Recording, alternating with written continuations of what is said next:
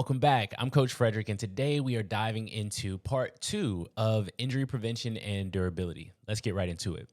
So, part two, we got three sections that we're going over. We're going to go over volume management, lifestyle, and mindset. So, let's get right into the first part. So, volume management. So, the principle behind this is that you want to manage the total workload based on your ability to recover from training, the sport demands or hobby demands, and life stress, whatever's going on in life at the time. Volume, let's define it a little bit so that way we understand what we mean by this. So sets, that could be lower volume will be 2 sets per exercise. Higher volume, maybe 5 sets per exercise. Same thing with reps, 5 reps for each exercise versus 12 reps for each exercise. When it comes to exercises inside of your training session, you can do 4 total exercises, or you can do up to 8 total exercises, for an example. And then finally, your frequency. So how many days of the week are you working out? So if you're training 3 days a week versus 6 days a week. So all that combined is your total training volume. Now, getting straight into the practical guidelines, because that's what everybody likes, right? I want something to use so that way I can get right into it. But understand the principles behind it after I give you these guidelines. So the first thing, 4 to 6 exercises per session is usually where I keep it for my clients and also for my training. The only time I go a little bit higher than that is if I'm adding in some rehab work. So if it's for rehab / prehab, whatever we want to call it, or we're adding in some extra mobility stuff. So if somebody has really tight upper back musculature and they need more rotation, for instance, I might add some rotational drills along with their 2 pairs of exercises. So they might have A1, A2, B1, B2, C1, C2, C3 with an added mobility drill. Same thing could go for the prehab work. If they need more rotator cuff strengthening, they might have an extra exercise in there that tackles that rotator cuff. But this can also be done within those 4 to 6 exercises as well. But if I go over, it's usually because of that. But 4 to 6 exercises seems to be the sweet spot to get in your workout, get a good training effect within a good time frame as well. So you can stay under an hour and 15, including the warm up with just that amount of exercises. So it saves you time as well. And that typically, like the point of this one is to prevent overuse injuries and also to increase your durability. So your ability to bounce back from your sports demands, your hobby demands, your work demands, your other training demands, and just life in general. All right, getting into it. 2 to 4 training days per week. So a lot of the athletes that I've trained, and I still train, they train about 2 days a week for full body sessions. And then there are a few people that I train that work out about 4 days a week. If I'm doing 4 days a week, it may look like an upper and lower body split. It kind of shifts away from that full body training. If I do continue to do the full body training, the 4th day may be a conditioning day, such as more cardio, maybe intervals, or a longer extended aerobic base building piece, or it may be just mobility stuff. And hitting on some other things that they may need to work on as far as, like we talked about before, the injury prevention type of exercises, or we're shoring up some areas that are more likely to get injured based on whatever sport or hobby they're participating in or their past injuries. The next thing, 3 to 12 reps for compound lifts. So 3 to 12 reps. We don't go below 3 reps for the majority of the people that I train because the risk reward just isn't there. You can still build a good amount of strength with just stopping at 3 reps. And for the most part, most people to get stronger won't necessarily need to go to 1 rep maxes or anything like that, unless you're very advanced or you're participating in like powerlifting or strongman or Olympic weightlifting, stuff like that, to where you actually have to do 1 rep maxes. But typically, to make sure you stay in that safe zone, again, it's 3 to 12 reps and no higher, because typically if we're going higher, it might be for like isolation movements. So bicep curls or lateral raises or external rotations with the banded external rotations. So those, we tend to go a little bit higher on the repetitions just because there's a little bit more enduring than they are strength based muscle groups. All right. So the next thing that we're going to go into is the balance of these things. So balance in sport and job, right? So if your sport already has a heavy amount of squat demands, you want to reduce the squat volume in your training. So this goes for anything, any movement pattern. If your sport or hobby has a lot of pressing or a lot of pulling in your training, you just want to reduce the amount that you're doing that doesn't add on to what you're already doing in your sport or hobby. The reason why is because, again, we talk about this concept that I like to call pattern overload. If you do too much of one movement pattern, then you start to accumulate a lot more stress in that area. And once you kind of go past that tolerance level of that specific muscle group or that specific joint area, then that's when you start to get the aches that show up. The pain that kind of just starts seemingly out of nowhere. It's like a sharp shooting, something that happens, or unfortunately, at times, an acute injury because we kind of ignored that little throb that we might have felt because we did too much of that overload. So point being, whatever demands you have in your sport or hobby, you just want to reduce those demands inside of your workouts. And that can easily be done by manipulating your reps, manipulating your sets, manipulating the exercise selection.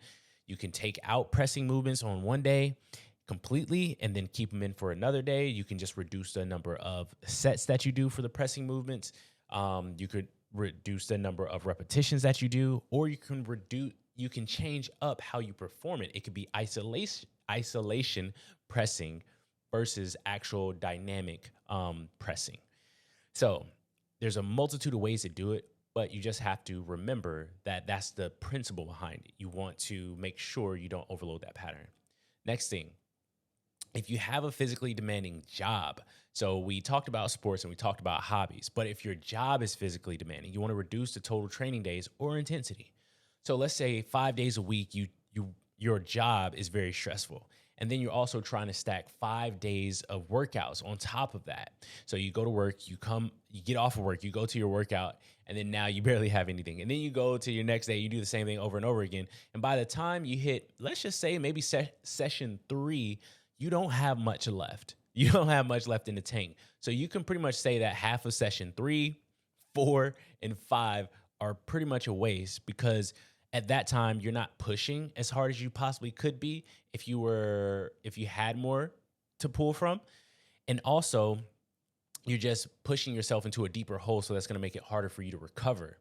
So we all know, and we want to reinforce the fact that you don't make improvements by doing more. You make improvements by adapting to what you already did. So simply put, the adaptation from your workout comes from your recovery and your rest. It doesn't come from doing more, working out. So make sure that you give yourself time. So the simple example of this would be, okay, you start with the minimum. If you're just somebody who's starting back up with training, or you're thinking about getting back into your training, or you're starting up for the first time, start off with the minimum. Don't let people tell you that, oh, you have to train 6 days a week, or you have to do body part splits.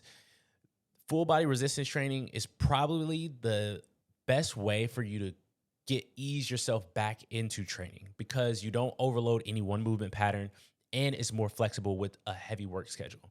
So let's get into it so I don't continue to go off on this tangent here. You work 5 days a week, physically demanding job.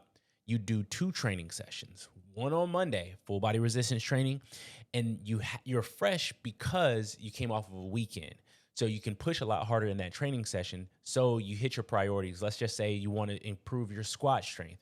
So squat is the first exercise in that session and the first movement that you've done all week. So you can hit that with the most intent and the highest intensity. And then let's just say you need about 2 days to recover for you, and you make your other training session on Thursday. So you feel a little bit fresh on Thursday, so you do that training session then, and now you can still hit that session hard. It's not your priority day, but it is another day that you're building off of Monday. So it may be like a bend focus at the top of the session, and then you have some accessory movements that's going to support your squat strength from Monday. But then now you have Friday, Saturday, Sunday to recover and bounce back from all of the stress throughout the week and that one workout that came towards the end of the week, and now you're fresh again. So just having those 2 days and seeing if your strength is improving, or your conditioning is improving, your muscle endurance is improving, or like the priority is your squat improving. Are you able to push harder each week that you go into it? Do you have enough energy throughout the week to perform the demands of your job? So you want to make sure that you balance it out and start off slow. So 2 days a week, do that for a month. If that's giving you results, you don't need to add more training. Just do those 2 days a week. If you want to add one more day, make it after a month, make it after 2 months, after you had some consistency with the 2 days a week and you've been able to complete those workouts consistently. You've been able to push through those workouts and you've seen improvements. So then you already know that's your baseline. You can improve from there. Maybe if you want more gains and you're not feeling drained by the end of the week, you can add one session in. So you always got to take into account the holistic viewpoint. Think about how your body is responding. How are you sleeping? Are you sleeping deeply? Are you waking up rested? Are you hungry? Do you feel energized? Are you having crashes? Think about your energy levels overall, and then how your body feels as well, then psychologically. So all those things play into your readiness and let you know how much you're actually doing, if you're doing too much or if you're doing too little. You know you're doing enough if you're adapting to your training. You know you're doing too much if you're, one, not adapting to your training, but two, also your body feels beat down. You feel mentally fatigued, and then also your energy levels are just bad as well. Okay, we spent a lot of time on that part, but a lot of examples came to mind, and it's very relevant for a lot of people who do work a physically demanding job that still want to train and take care of themselves, and then also have some performance increases from that as well. We already talked about balance overload, but not in the sense of external stresses. So life stress going on, and we'll get into that a little bit more as we talk about the I want to say it's the sixth lesson, so the next lesson actually. So we'll hit on that one. And then adjust sport-specific training volume or intensity or extra conditioning. So with your sport, there are a lot of recreational sports that you don't really track your volume in. So most of the time, runners are typically pretty good at doing this, cyclists as well. But if you participate in maybe like jiu-jitsu or kickboxing, or if you're like an amateur jiu-jitsu player or a kickboxer or whatnot, then most of the time what I've seen from working with these type of people are that they don't really keep track of what they're actually doing on a weekly basis as far as the volume goes. So one day maybe like, oh, okay, I feel good. And then they do 2 hours of bag work, or they do an hour of bag work. And then after they do the bag work, they do an hour of shadow boxing. And after shadow boxing, they may do pads or something like that. And there's no tracking. It's just like, oh, what you feel day to day. So it makes it hard to actually adjust the volume and know what is actually causing maybe some of your joint irritations. Maybe you coming into your next session not feeling fresh. So you want to be sure that you keep at least some sort of journal or tracking device on how you're doing. So if it's a note document in your phone, if it's an actual journal, you're writing down your training volume, X, Y, and Z, whatever it may be, keeping track. An example is like, I know with weightlifters, you'll see that, okay, we've done 10 reps of snatches on Monday, and then we done 10 reps of snatches on Tuesday, but it was an accessory snatch. And then on Saturday, we did 5 total reps because they might have been like all like singles, heavy singles or whatnot. And then they can track the whole entire volume there. It's easier for repetitions with workouts, but also one football player I had talked to was a quarterback, and I had asked him, I was just like, yeah, so do you keep track of your volume? He was just like, yeah. So him and his coach, they go over like how many throws that they're doing that day, but they have an upper limit. So it's just like you don't go past this limit for throws on that specific day. So if you have already like a threshold of where you're going to go as far as your throws, then you know, like if you go into that session and by throw, let's just say if it's 50 throws, by throw 40, that, oh, like my shoulder's feeling a little fatigued today. You can kind of track and look back and be like, okay, this other session, I was fine all the way up to 50. So maybe it might have been what I did in my workout. Or it might be like, oh, I didn't get enough sleep that night, or I didn't eat enough. So you can kind of like track these things a little bit better because you know what your top end is and you know what it should feel like. So keeping track of just your volume in whatever sport or hobby that you're doing helps you manage your training a lot better. So that way you can stay performing your activities consistently instead of having to take time off unexpectedly because maybe some type of little mild injury popped up or because you just feel kind of worn down. All right. So, and then also we'll just hit on this really quick, extra conditioning, just adding in extra conditioning work without any relevant data to back up why you're doing it. So I see it a lot. Won't get into it too much, especially in the fighting realm. People do a lot of extra conditioning just because they think they lack in that area. When a lot of times the majority of bad conditioning or having sessions that aren't as good and you feel like you're gassed is usually because of things outside of the actual training that they're doing. So it's more so like they didn't get good sleep the night before. They haven't been eating enough consistently or even that day.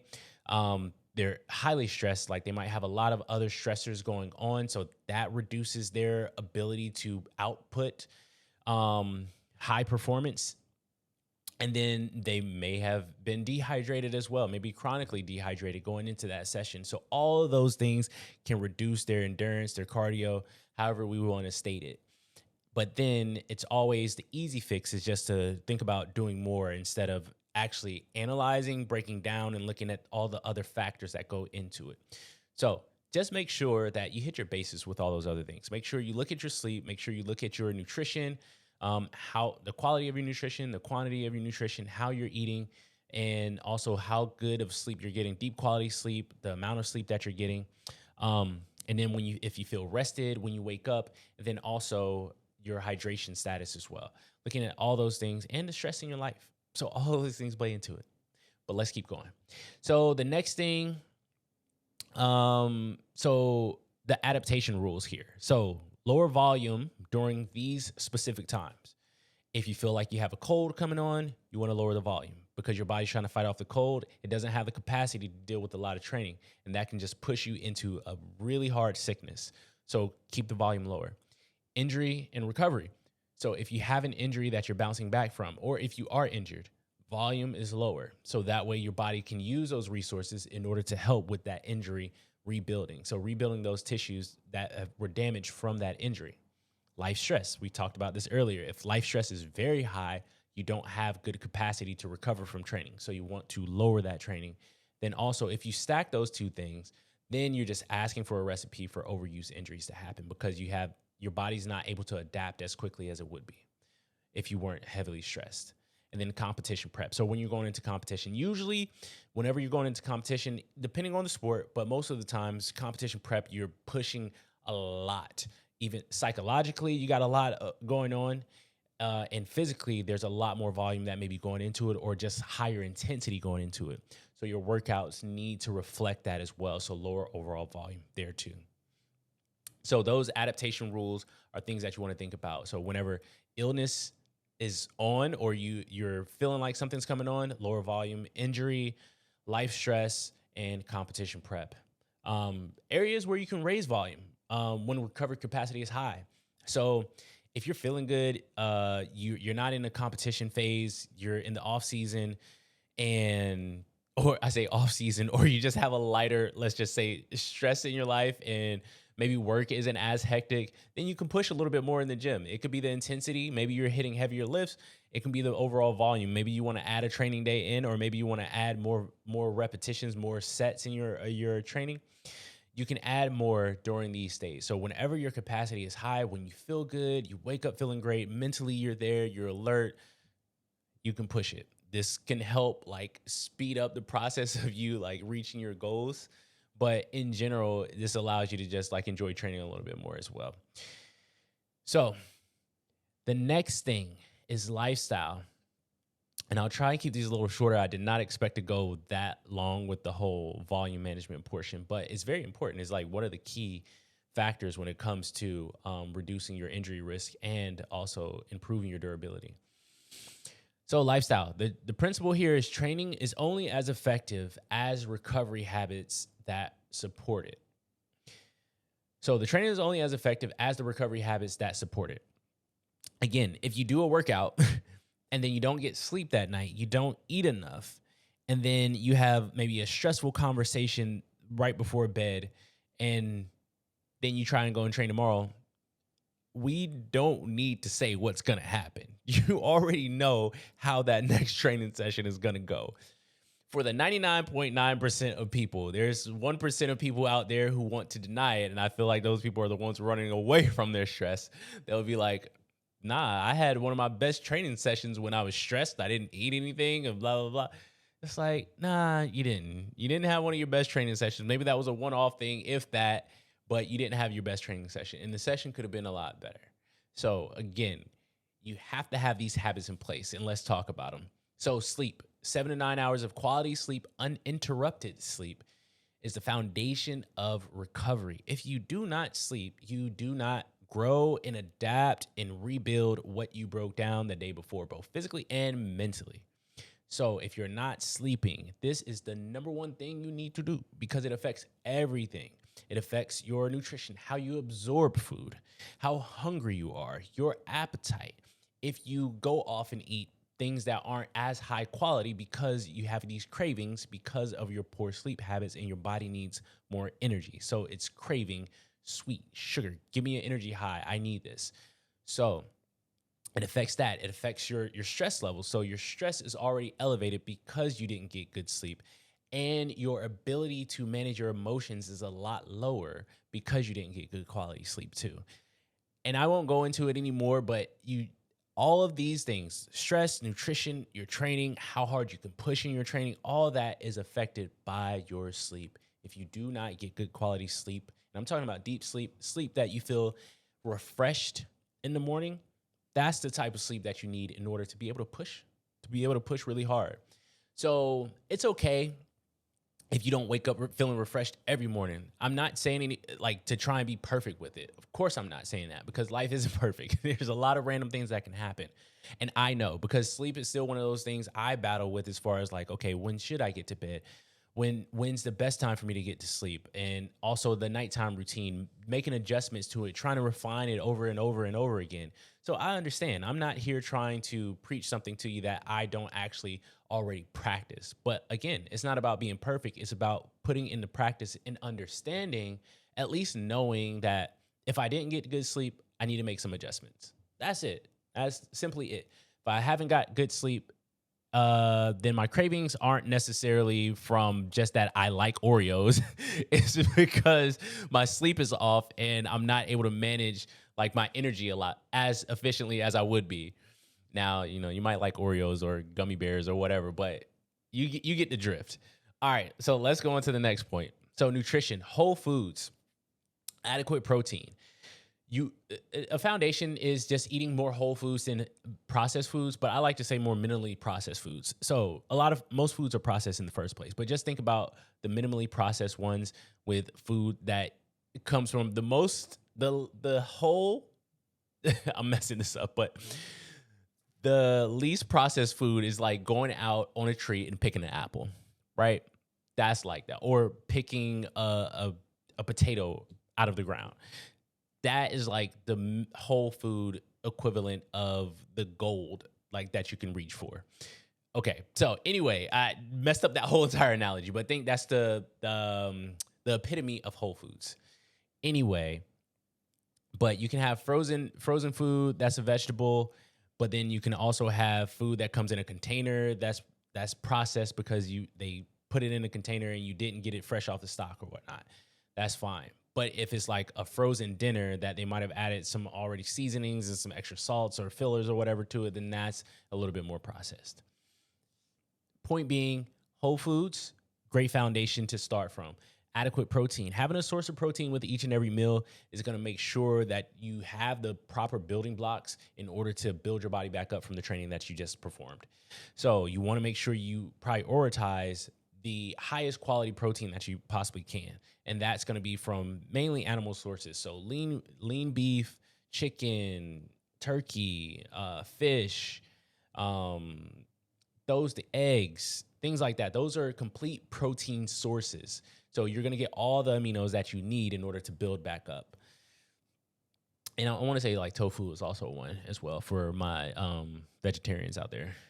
So you want to make sure that you have everything that you need in order to build your body back up. Because even with quality sleep, if you're not eating enough, then you're not going to give your body what it needs in order to build back up and build past your current state that you were at beforehand. All right, next thing, stress management. Emotional, psychological, financial, and relational stress all impact training and recovery.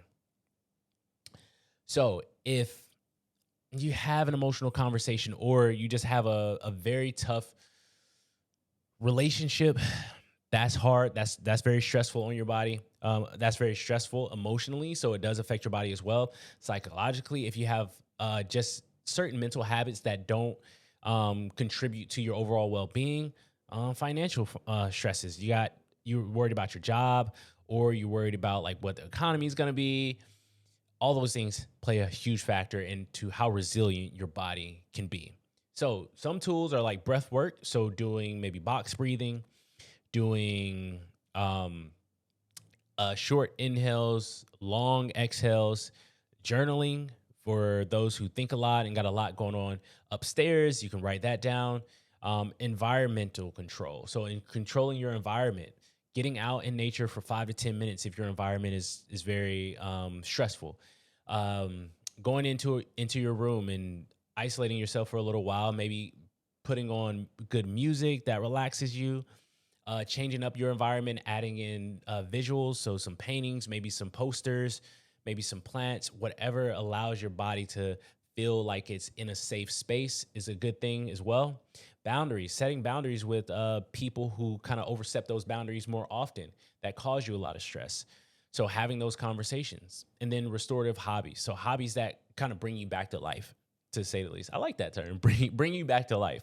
So performing hobbies that bring you back to life is that if that's going out for a long bike ride, maybe a long walk, if that's drawing, if that's painting, maybe it's whatever it may be. Maybe it might be writing, creative writing. It could be going out to an arcade, whatever your hobby is that's restorative to you. And again, we're not talking about anything that's heavily physically demanding, because again, that plays into the volume thing, but something that just brings you back to life, right? All right, hydration. So this is part of the other lifestyle factor. So it impacts energy, digestion, cognitive clarity, and recovery. So a general guideline here is about 50 to 60% of your body weight in ounces of water daily, but we can go with approximately 2.5 to 3 liters of water. So that would be around 80 to 100 ounces of water, or between 9 to 12 cups of water. I gave you all those things so that way you can know how you want to measure it. However you want to measure it, that's how you do it. But I go by ounces usually. So if you're not getting enough hydration, I mean, that's critical in how well you're going to perform overall, both physically and mentally, and like all those other things that I had just said there. So your lifestyle dictates how much stress, training load, the body can positively adapt to. So if you do not have those things in your lifestyle in order, you can't adapt to that much training load. So you need to reduce the overall training load when it comes to that. All right, let's get into the mindset, and I'm going to try to keep this one brief. All right. So the principle here is the way you think about training directly impacts how durable, strong, and consistent you become. Rushing the process or chasing extremes leads to burnout, injury, and frustration. So that's the principle behind it all. So the common mindset pitfalls that I see are typically impatience. So trying to fast forward to results by adding junk volume, extra conditioning that's not needed, extra field drills, extra bag work, or extra mileage, even after you've already hit your workload. This compounds fatigue and pushes your body past its ability to recover. So if you're not where you want to be, let's just say you started in your hobby or your sport later in life, and you're trying to get to a particular place. So you just think that doubling up on the amount of volume will be the best way to get there. So that's impatience. And it's not the best way to get there because now you're pushing the body past what is capable of recovering from. Or it can be that impatience is one thing, but it's one thing if you enjoy it. If you enjoy what you're doing and you want to do more of it, that's fine. That's cool. But you also will probably be better off listening to your body if your body's just screaming at you and being like, hey, I need some time to rest. Then that's cool. But if you're pushing it because you're trying to get somewhere faster, then and you're ignoring what your body's telling you, so you're ignoring those joint aches that last over a week. You're ignoring the mental fatigue and the lack of motivation to train. You're ignoring your energy crashes that you need to caffeinate in order to maintain at least a sense of leveled energy. So you're ignoring all those things. So adding that extra volume that's not needed because you're trying to fast forward the process. So that impatience. So the mindset here is to cultivate. I actually go into that a little later. So I'm gonna hit on each and every one of those mindset shifts that we want to do. Okay. All right. Now the next one is all or nothing thinking. So thinking more is better, no pain, no gain type of mindset. These outdated beliefs ignore the fact that your body adapts to recovery, not endless grind. The next thing is ego training, letting pride drive you into lifting too heavy, skipping rest, or ignoring signals of fatigue, like I had mentioned earlier. Now, getting into the shifts. So smarter mindset shifts here. And believe me, I'm not trying to preach at you like I'm coming from a place of I'm better than. I've done all these things and I still make these mistakes from time to time. It's just me recognizing that I'm making a mistake, not thinking that, oh, this is the right way to do it, but recognizing that I'm potentially making a mistake that can cost me my joint health and my ability to be able to perform really good for an extended period of time. That's it. Okay. So the mindset shifts. Play the long game. Your body can only handle so much accumulated stress. Build capacity gradually, and you'll stack consistent progress over time. So that's what I mentioned earlier about the person that's just getting back into training and has a physically demanding job. Start off with two full body resistance training days. Maybe you could add some cardio in at the end during the week, and then go from there. Don't try to be like, okay, in order to get to this goal, I know the top level weightlifters are doing 5 days a week, so I need to do that. Or I know in order to get as big as possible, I need to train 6 days a week and I need to do these body part splits because that's how all the bodybuilders do it.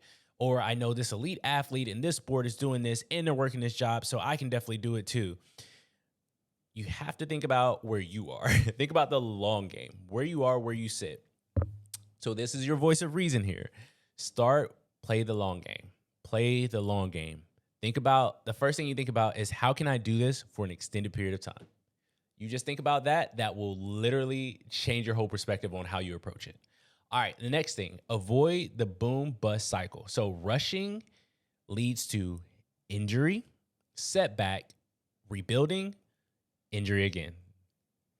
This cycle eventually breaks down your body for good. So after a certain amount of accumulated injuries in an area, your body starts to build up scar tissue. And that doesn't change after an extended period of time of not addressing that scar tissue. So once you have that going there, or you can just think about someone who's had a hamstring strain, right? So that muscle doesn't come back to 100%. And if they rush back into it, they can potentially get another hamstring strain, going back into it too soon. So they get another one. And then now that muscle fiber potentially isn't as strong. And then they get another one. And so it just compounds over and over again until now you can't go at that level of speed as you would have normally been able to go if you would have given yourself a lot more time. And the same thing can go for if you just injured yourself and you just ignore that injury. You feel good and then you go straight back into it. So I kind of had this conversation with one of my clients. And they had asked me, could they go back into training? And I was just like, because of the way that injuries actually heal, even though you feel good, it still needs some time before you actually go back into your specific sport. So give it a little bit more time. Give it another week. And then even after you give it a week, go back into certain movements gradually and judge how you feel. So you got to avoid that cycle of getting an injury and then having to take, I'll put it this way.